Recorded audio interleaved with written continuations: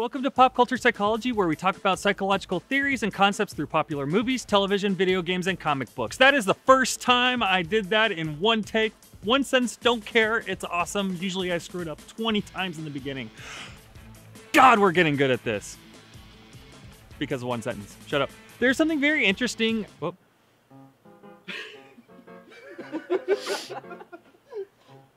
I spoke. Awesome. I should have gone to sentence number 2 before I said anything, huh?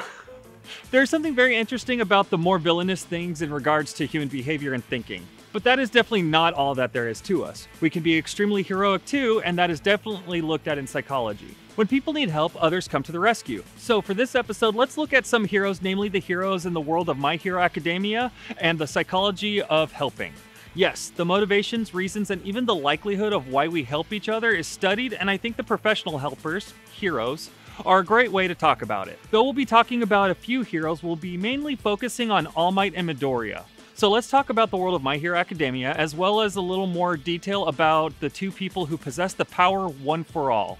Contrary to many, I don't have the dastardly intentions of ambushing you with spoilers, so just so you know, we'll be mainly looking at seasons 1 through 3, as well as the first couple of episodes of season 4. We won't be looking at the manga as there is too much to unpack there, and I prefer to stick to the most common medium. So if you don't want any of the anime I mentioned above spoiled, escape now, there will be spoilers. With that said, let's turbo boost into it. About 80% of the My Hero world is born with something called a quirk. A quirk is a special power or some kind of ability a person possesses. I would call them a superpower, and some quirks definitely are that, but some of them are not. These powers manifest usually in early childhood, and there is some genetic component to them. The quirks a person manifests are similar to one the parent has, or a hybrid of both parents. Quirks are extremely varying and can alter a person's body pretty drastically in some cases. To give you an idea, here's an example of a few quirks. Hardening, which is the individual hardens their body. Now, let me start that one over. Get that every morning? Yeah, that's not a special power. That's moving. That's life. You're not alone. It is there. Yet again, another part of the episode where we cannot figure out how to phrase something without giggling like 5-year-olds. Shit. Let's try that again. Hardening, which the individual hardens any part of their skin to absorb almost all physical threats, as well as becoming jagged for offensive capabilities. Explosion, which has the person secrete a nitroglycerin-like substance which can be used to create, well, explosions. Dark Shadow, because there needs to be an emo kid in every show. There's more to that quirk. Dark Shadow, which manifests as a shadowy monster-like being that grows in power and aggression the darker the environment is. Not all quirks are a destructive force, like there's IQ, where the person can literally make themselves into a superhuman genius, but only for a short amount of time. And Navel Laser. It's a belly button laser. This is why we need a camera in the back. No. Oh, I'm definitely using that in fictional. Pew, pew, pew, pew. Oh man, I'm losing it. I'm losing it already, guys. I can't. It's. I know you're gonna put cuts on the people I mentioned. This is the guy. Come on. I can't. I hate him so much. It's only Sticky Balls Kid that I hate more. I was gonna say, luckily no one would take any of this out of context.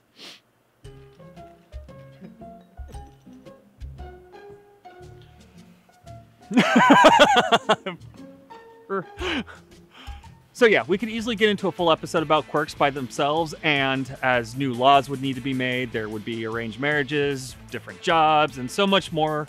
But realistically, we're not here to talk about quirks, we're here to talk about the heroes. So in a world like My Hero Academia, professional heroes quickly became a sought-after career for those who wanted to be a hero. So of course there's heroes who fight evil villains with their own evil quirks, but some also specialize in other heroic feats such as search and rescue.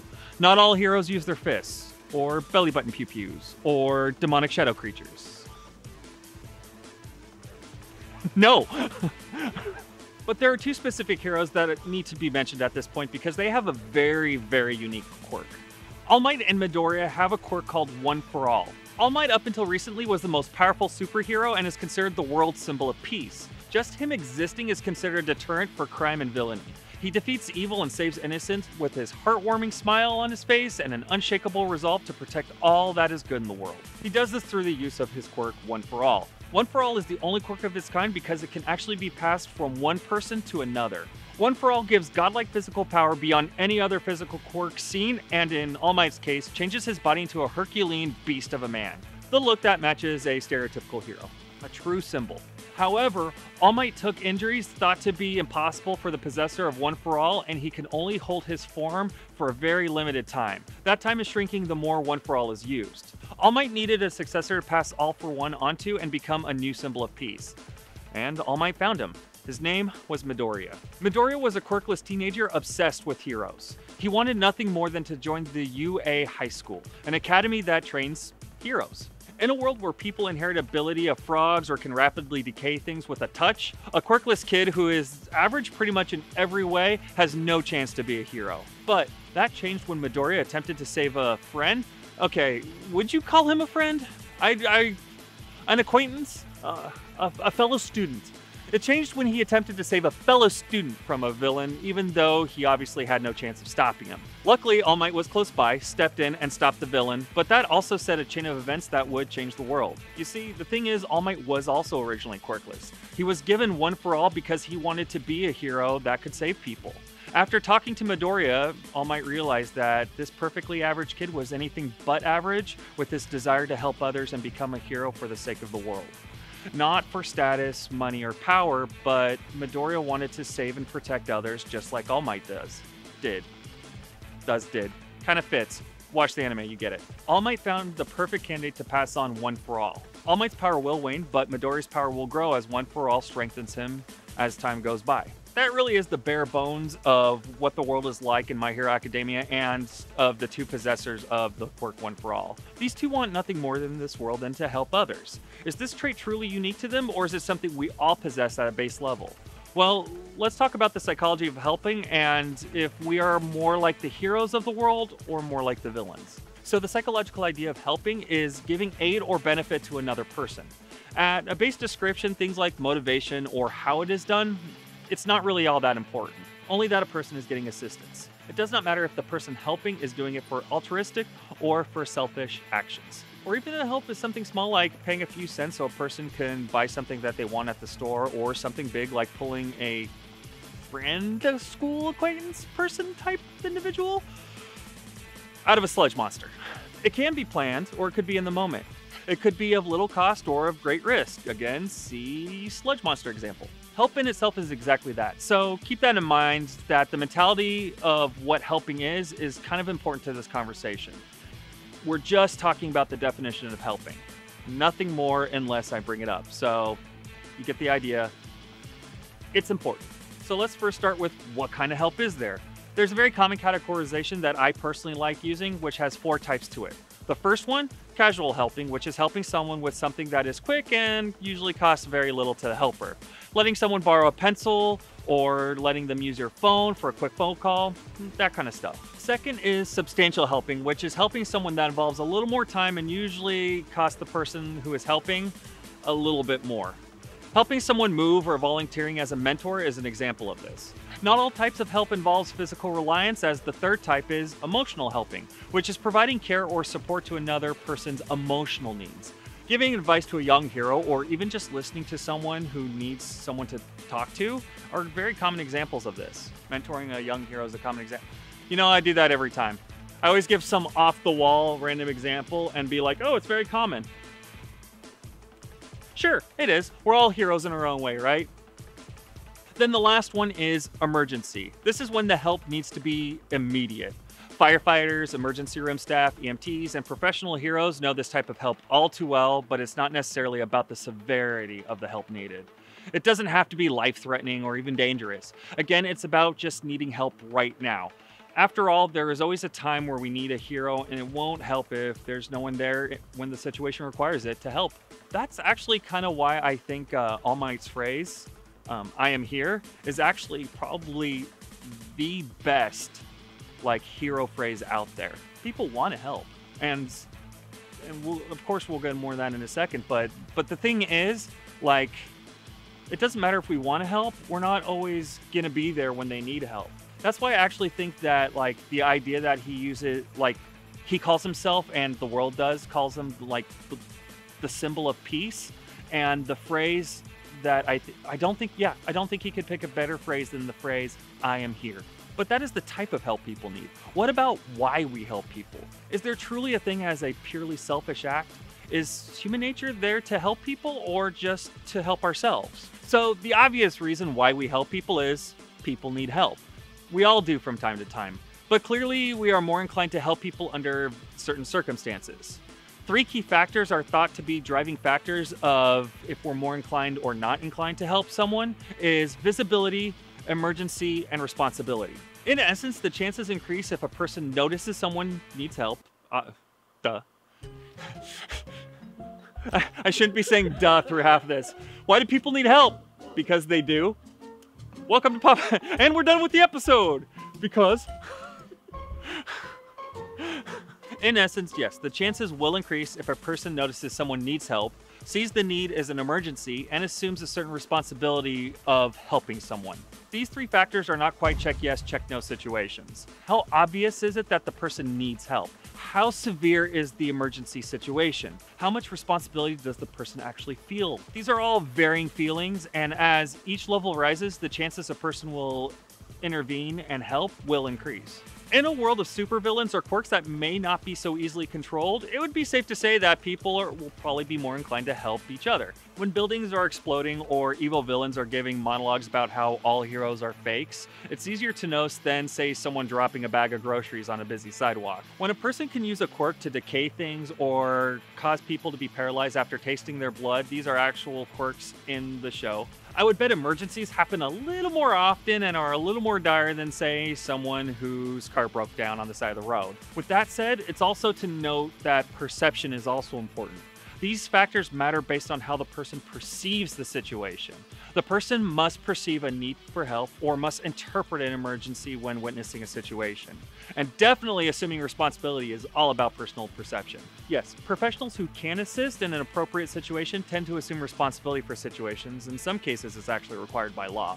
An example is a nurse or doctor stepping in when seeing a heart attack. If they notice, they'll definitely see an emergency there, and they probably will assume a certain level of responsibility because they are a medical professional. In the world of My Hero Academia, pro heroes are most likely some level doing the same thing. But again, perception matters. Does the pro hero see helping an old lady cross the street a responsibility that a hero would do, or is that a job for non-professionals in their mind? It would be safe to say that most pro heroes. I'm developing accent. I know. Dakota Punch, fuck yeah. United States of Smash, fuck yeah. Okay, wait. Okay, so I haven't actually mentioned this yet, but All Might, now he's a character who his nationality is from Japan, but due to a chunk of the story, he spent a large time in the U.S. and a lot of his thing is all about the U.S. His outfit is red, white, and blue. His attacks are called the United States of Smash. But here's the thing. He chose obviously some of them for obvious reasons. His most powerful attack is the United States of Smash versus I think it was a somersault kick. Sorry, editor, find it for me. I think it was a somersault kick for California Smash. You know, they're varying degrees. But some of them I really have to question why he chose them. Dakota, I think it's Dakota Smash or Dakota Punch. Wouldn't that just be nothing? You know, okay. Sorry, Dakota people. Okay. Dakota people, I'm kidding.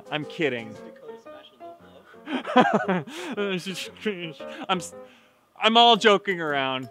If you're from Dakota and you're watching, I'm sorry. Cheap shot. Just like the Dakota Smash. Yeah, no one's coming to my help for this one. Fuck you, Canada. I love Canada too. I don't know why I'm always going after you guys. psychopaths. It'd be safe to say most pro heroes find responsibility in very specific situations. But this is where All Might and Midoriya in particular show a very different perception to personal responsibility. These two have assumed responsibility for the whole world.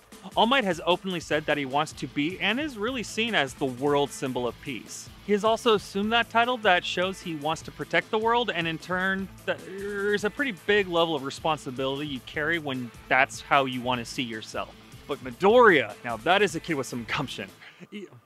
Gumption. Gesundheit?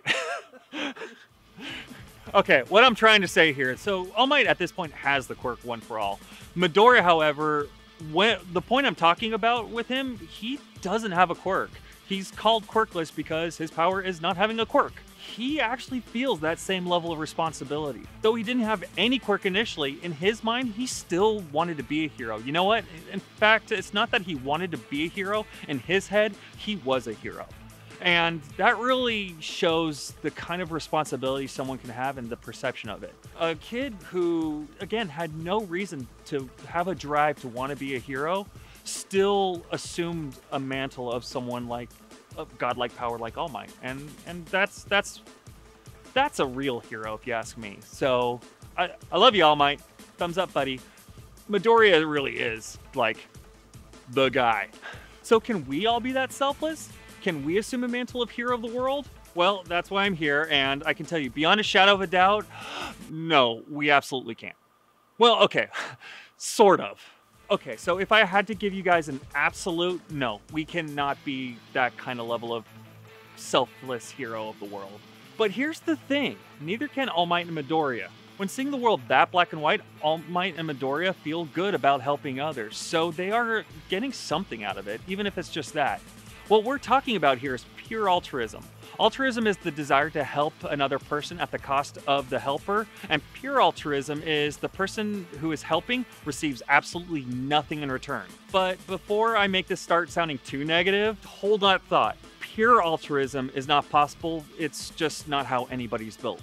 The reason why, because helping others actually helps us as well. Helping others puts people in a better mood, and if they're already kind of in a good mood, it actually helps keeping that mood sustained. So, bare minimum, we're gonna feel good about helping people. People also tend to see the world as a better place and be a little more optimistic about what they need to do with in life. So, yeah. Again, I want to stress, speaking on a black and white level, we can't be that selfless. But yeah, the world really is grayer than that. I mean, even in My Hero, but in our world as well, there is no such thing, even in All Might and Midoriya's case, of this shining beacon of goodness being a hero and this harbinger of pure evil being villains. The world's just not built that way. Right, Bakugo? The world is just not as clean-cut as any situation being as simple as purely one thing or another. We're helping each other, and we have reasons to help each other, even if it's for selfish reasons. Yes, people help for personal gain, to make themselves feel good, and to distract themselves from their own personal problems. An example is Endeavor. He's another pro hero, and he's more concerned about status and power than being a hero for the sake of making the world safe.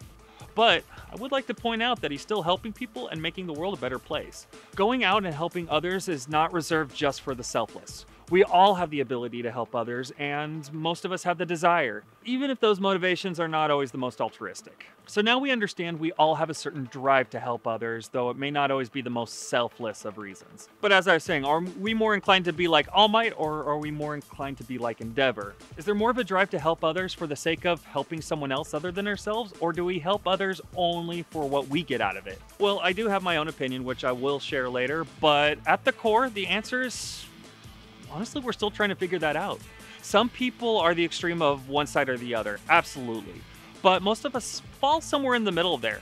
None of us are like completely self-sacrificing all the time, and none of us are completely self-serving. Again, we have to talk, those are some pretty extreme people. The Joker would be one, psychopaths in general. We have a video on that, I should check it out. But again, that's not the common thing. On the psychology of helping others and pro-social behavior and altruism and things like that, there is still a lot of debate and many theories attached to it. To be honest, too much for one episode, so we'll have to keep revisiting this, and like many other things we talk about in pop culture psychology, more videos will come, I'm sure. If you want to see more of what we have to say on this subject or any other subject we discuss, or new ones for that matter, please give us some help and like, share, subscribe, and click the notify bell so you can come back and see what we're up to. Yeah, so I just realized this entire time I've been calling All Might by his superhero name, but Midoriya by his not superhero name. You know what? No, I'm fine with that. I'm committing to that. For those who watch My Hero, follow me along here, but if you don't, Tashinori is not Tashinori. Tashinori is All Might, but Midoriya's superhero name is Deku. Deku is not Deku. He's Midoriya. I'm calling them by their appropriate names. It's like calling Bruce Wayne Batman. Even though he's not wearing the suit, he's Batman. So yeah, I'm sticking to this. No, we're good. We're fine. Everything's fine. With that said, now this is off the science of it all. This is purely my opinion. There's something I always remember when I'm talking about the science of helping. Every social psych or social psych adjacent class has always had some part come up where we're talking about prosocial behavior or helping. The thing is, the question that is always asked is, how do people react when they think someone helping them doesn't have the best of intentions or doing it for self-gain? And the thing is, there's a psychological answer, of course, but there's a very specific opinion I hear almost every time that I kind of want to share. When we need help, does it matter why? Does it matter if the person gains something from easing another's burden? Would it be kind of cool, really, if you think about it, to reduce the cost of helping others so everyone would benefit from it? I can't answer that question for you. I can only answer it for myself. But for me personally, I take a little more comfort that with the science of it all, when I need help and I bring it to someone else's attention, I'm not alone. So if you need help, there will be a good chance that someone will say, "Eat this!" No, not that part. But to be serious, when there is an emergency or people need help, it will be likely that you'll hear the phrase, "I am here," from someone. Thank you guys for watching Pop Culture Psychology. I know this one is a little more on the positive side. I want to do a few more of those. For those who don't notice, I always try to leave every episode on a positive spin. I think there's too much darkness in the world not to do that, but this one was obviously pretty easy to do that. I just wanted to also say real quick, thank you for all the heroes out there. A lot of you are unsung, so we do think about you and we appreciate you. Until next time.